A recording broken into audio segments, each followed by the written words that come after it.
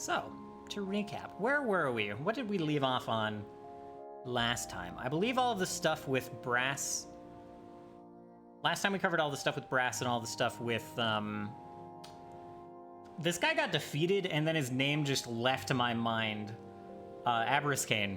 Aberys is a weird first name, to be fair to myself. I gave myself a hard name to remember. Kane is not so much.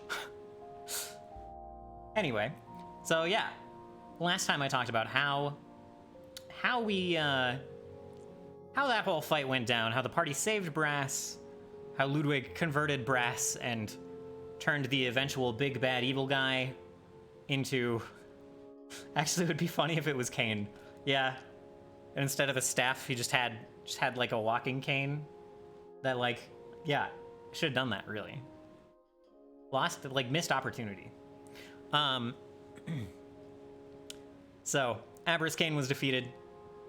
The party turned Brass from his foolish endeavor of becoming God Emperor. And that's kind of where we left it the previous time, I think. Yeah. So, last time was kind of a weird, like, setup session, cleanup session, kind of like a middling in between thing that I probably could have handled better. I needed to set up the upcoming threats, and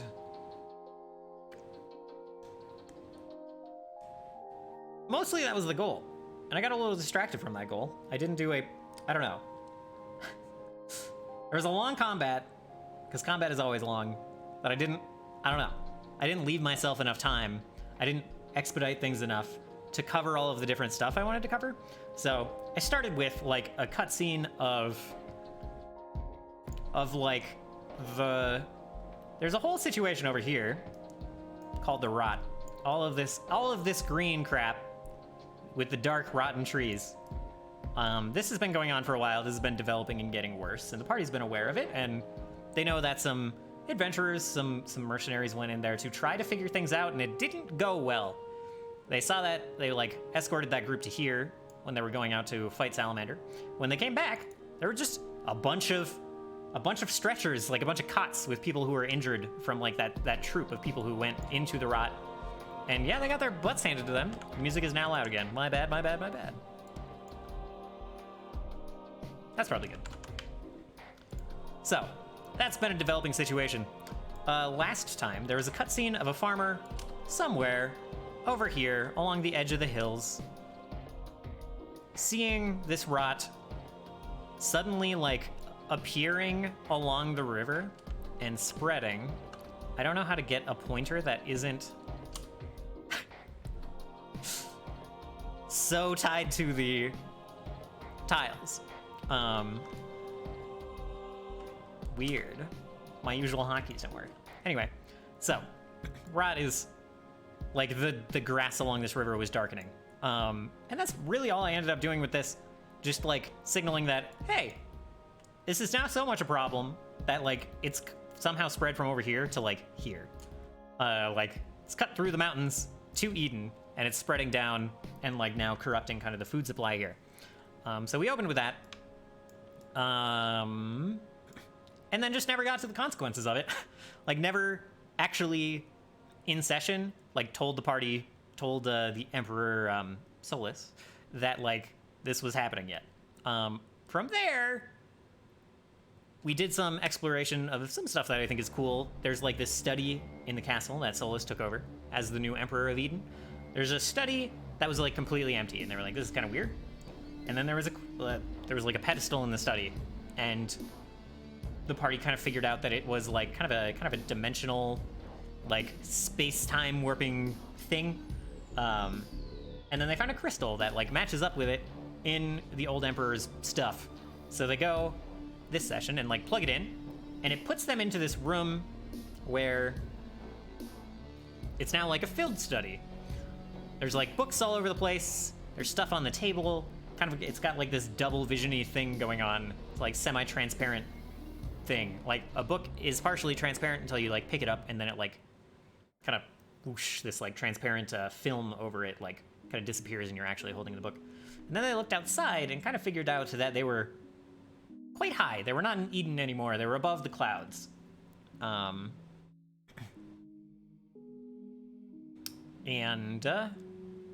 So they were like, huh, we have a portal to the floating city. Or a floating city, or something. And long story short, they actually don't. It's just kind of like they share two locations at the same time. They don't have a key to this city yet. This is like a hint that it exists and is there, and that Adam knew it was there. So they figured that out. The other thing is, this like pedestal does allow them to teleport places that they've like attuned this crystal to. And so far, the crystal was default. Like, you walk into the study, you plop in the crystal, it'll like open a portal where the door was, like the door to the study. It'll pop it open a portal there, and you'll be able to like walk out and exit elsewhere.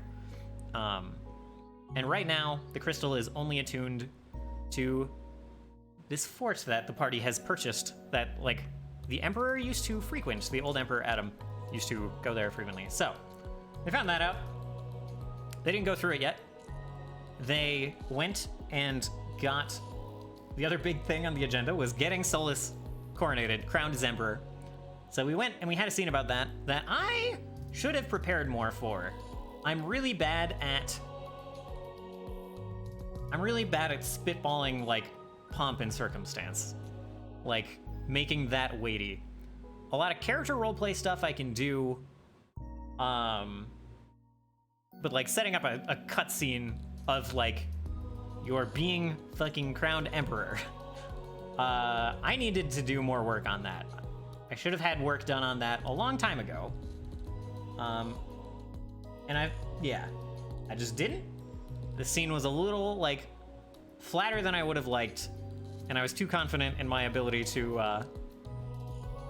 kind of improvise that, which is a thing that you get better at over time. This is the first time where I've been like, man, I used to be a lot better at this. Somehow after a year of, hello Dallas. Great, I'm happy you're here to do so. After a year of practice, like I guess I haven't practiced that kind of, no Dallas, my world is not flat.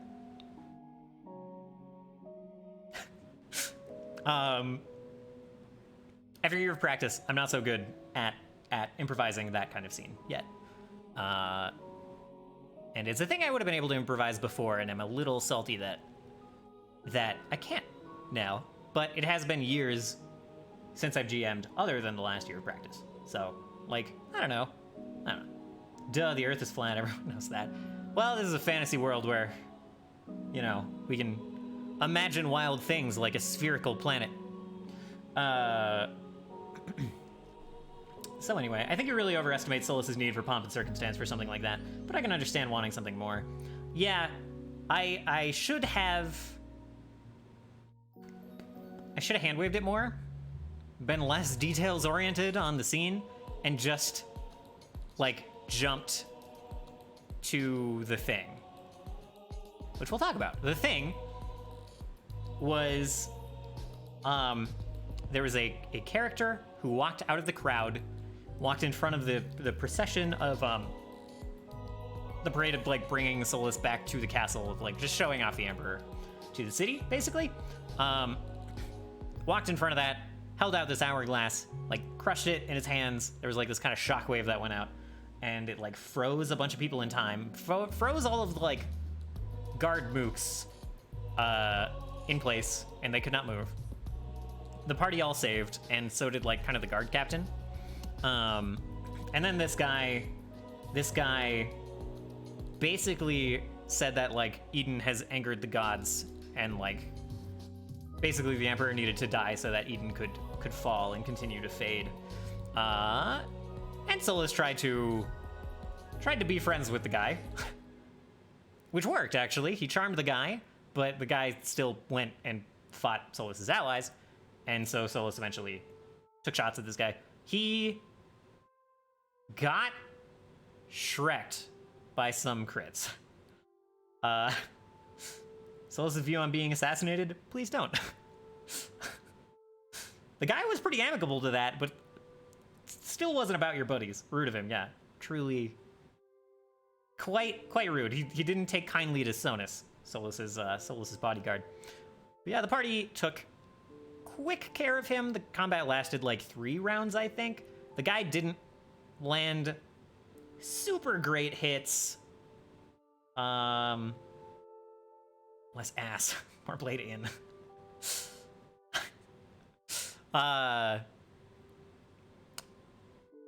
Kind of like hit Sonus a couple of times, but then like got rocked, got defeated, and brought back to jail. The party defeated him, kept him alive, brought him back to prison to question him later. And so the combat scene. All right, the crowning procession lasted longer than I wanted it to. I belabored that point purely by virtue of not being prepared and not knowing what details were important or not, and not getting to the point. The combat was a little longer than I would have liked. And then like the questioning scene, I also didn't move along very well. So like, I let us sit in these scenes like I would a normal session, which is kind of fine. But in this session, really needed to. I had an agenda and I didn't stick to it very well.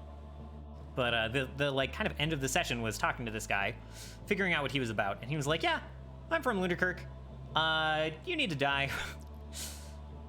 Your city is the last, like, you know, it's like an affront to the old gods. This is like the place where the hero who sealed away the old gods lived, and we want to wake them up. And we think that like getting rid of the city will help." And certainly we just don't like Eden as like the one city that was spared the old god's wrath. Like, the world would have been reborn if Eden wasn't in the way. But Eden's in the way, so let's finish the god's rebirth for them, and maybe we can, you know, go from there. That's kind of this guy's jumbled thought process that he was putting forth, more or less. In probably many more words. More and more vague words. So the party got that information out of him.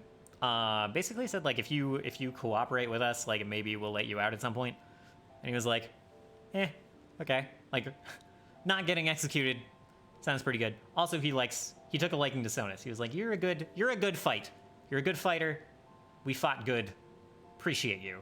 And then glared at Solus a lot. Yeah, he was from this town up this way that like the party presumes to have good relations with, presumes that Eden has good relations with, because of some like early back and forth with this ambassador that like came into town in like the opening sessions. They're friends with that ambassador, but you know, there's this other guy, they just think he belongs to a cult for now. So I literally don't get why people hate me.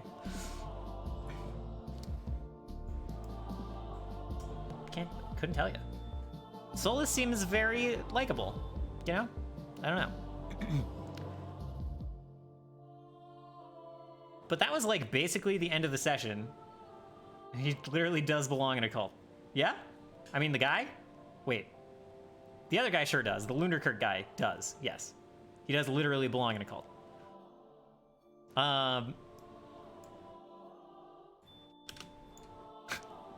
Anyway, sorry. I'm just very delighted still by some of Foundry's functionality of like, I'm gonna draw a line and press spacebar and the tile's gonna go where I want it to. Anyway,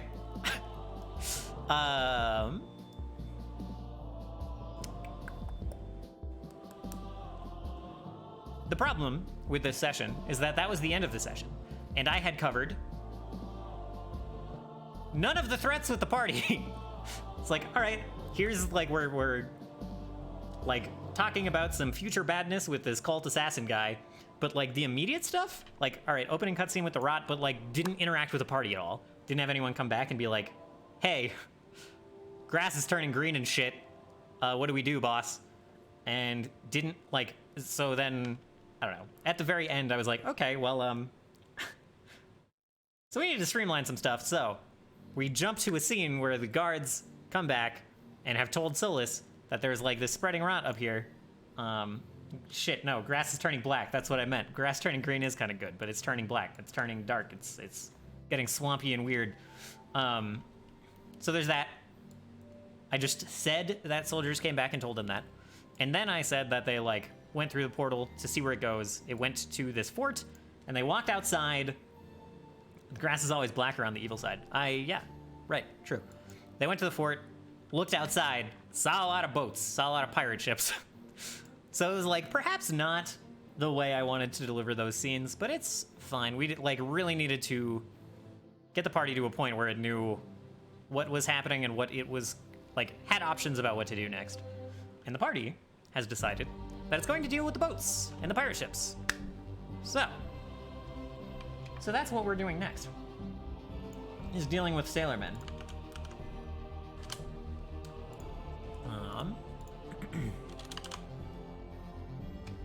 And I'm kind of excited. Wait. I will wait.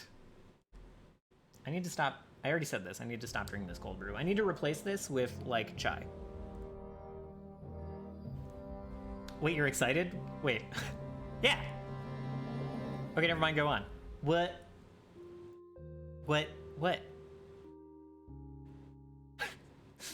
Okay, whatever, it's fine, Moto. I'm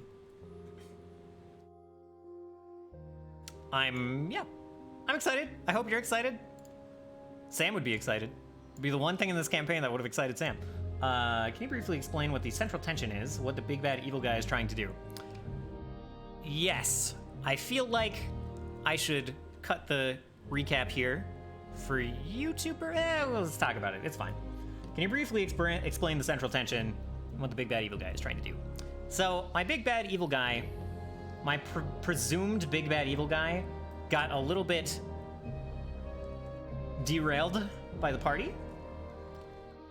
The central tension is basically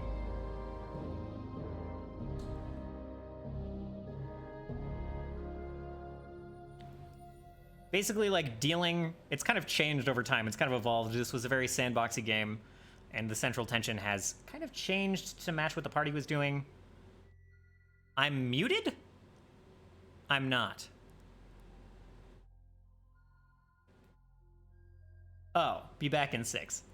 I understand. Okay. I see what he's saying. Doesn't want to be spoiled. He already kind of knows, but... So the central tension at the beginning was just, I pitched it as, so the old gods were sealed away, these 4 big old gods that controlled everything. They were like smashing some cities, they had a very angry relationship with the mortal races for a minute. And then the mortal races like sealed them all away. So old gods were gone, but also like the world was left in kind of a state of like status quo doesn't exist anymore. 4 of the 5 big powers on this continent were like really messed up. And like Eden, the main city that we were dealing with, their like power had been cut down significantly. And so it was just kind of like surviving in this world that like has been kind of reverted to weird like city-state situations. And like maintaining the city standing there, but also there's this idea of these like lesser divinities popping up and like taking the power that the old gods had. So like now there's all this free floating mana in the world, and these smaller powerful things are able to like gobble that up, basically gobble up that extra mana, use it for their own ends, and like kind of take control of aspects of the world, I guess. And so the central tension evolved to defending like from those kinds of threats over time. And the big bad evil guy was going to be the previous emperor's son, who like kind of takes advantage of this to become like a god himself by like, I don't know, being the son of the hero who like saved the world basically, and then also being the emperor of Eden. That was his entire goal. But the party like thwarted him several times before he could get there. So now there is no big bad evil guy, and I need to readjust some things. Because basically the party like got in this guy's way many steps of the way by randomly taking interest in becoming the emperor, like taking the throne of Eden themselves. I guess it's not that random. It's a pretty obvious thing to want. But yeah, that really messed with my big bad evil guy, and eventually there were some really good diplomacy rolls, and he just kind of like gave up on that path that he was on. He's no longer trying to become God Emperor. After failing a few times, he's like, doesn't feel he's deserving. So, we're in a state of flux where I need to readjust things a little.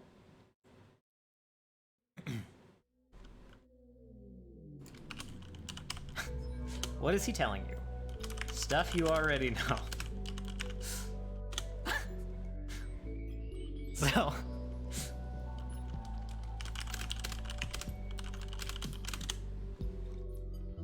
he's wrapping up the synopsis, yeah. Yep. So, that's basically where we're at. Didn't take me 6 minutes to get... Fair. Oh, yeah, no, totally. It's like I pitched this campaign as more sandboxy to begin with. So, like, I have fronts, I have an evolving world, and I don't so much have a central...